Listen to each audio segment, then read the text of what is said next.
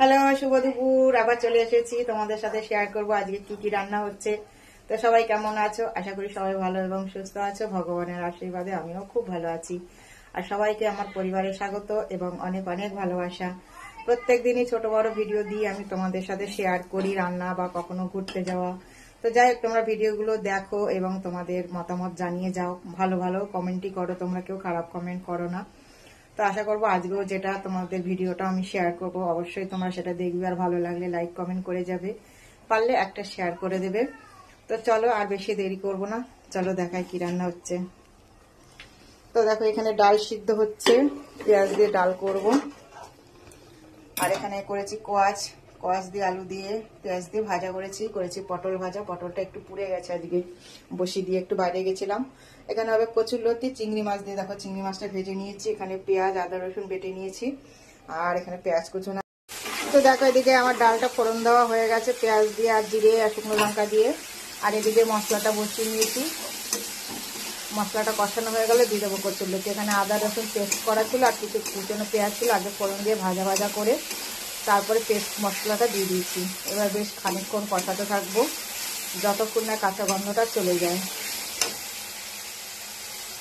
তো মশলাটা আমার কষানো হয়ে এসছে, এবার দিয়ে দেবো চিংড়ি মাছ ভাজা। চিংড়ি মাছটা যদিও ভাজা আছে, তাও একটু মশলার সাথে একটু কষিয়ে নেব।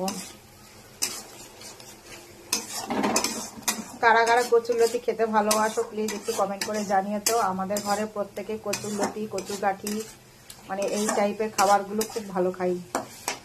গরমের দিনে আমাদের কচুরলতি কচুগাঠি প্রায়ই থাকবে। দিয়ে দিলাম কচুরলতিটা। এবার বেশ খানিকক্ষণ ভাজা ভাজা করব, তারপরে সামান্য একটু জল দিয়ে চাপা দিয়ে দেবো যাতে কচুরলতিগুলো একটু সামান্য সিদ্ধ হয়। বেশি জল দেওয়া যাবে না, তাহলে একদম ঝোল ঝোল হয়ে যাবে। সামান্য দেবো যতটুকু লাগে, মানে সিদ্ধ হতে ঠিক যতটুকু জল দরকার ঠিক ততটুকু দেবো, দিয়ে চাপা দেবো। দারুণ লাগে চিংড়ি মাছ দিয়ে কচুরলতি। তো এইভাবে খানিকক্ষণ ভাজা ভাজা করব।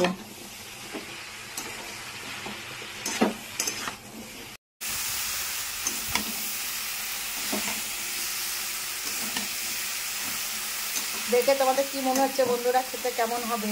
আর কে কে খাবে চলে এসো, দারুণ মজার জিনিস। আর চিংড়ি মাছ এমনই একটা জিনিস, তোমরা সব সবজিতে যায়, যে কোনো সবজিতে দিলে তার স্বাদটা অনেক গুণ বাড়িয়ে দেয়।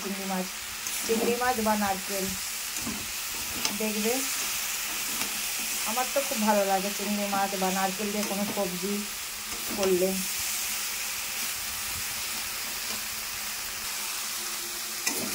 কষানো আমার হয়ে এসছে, কারণ দেখো নিচে লেগে যাচ্ছে মশলাটা। এবার সামান্য একটু জল দিয়ে আমি চাপা দিয়ে দেবো, তারপরে লাস্ট আবার তোমাদের দেখাচ্ছি, দেখতে থাকো। দেখো ঠিক জলটা আমি এতটুকুই দেবো, আর দেবো না। এবারে চাপা দিয়ে দেবো, এই জলটাতে পুরো লতিগুলো সিদ্ধ হয়ে যাবে, একটু মাখা মাখা হবে, আর মানে কচুরলতিটাও সিদ্ধ হয়ে যাবে।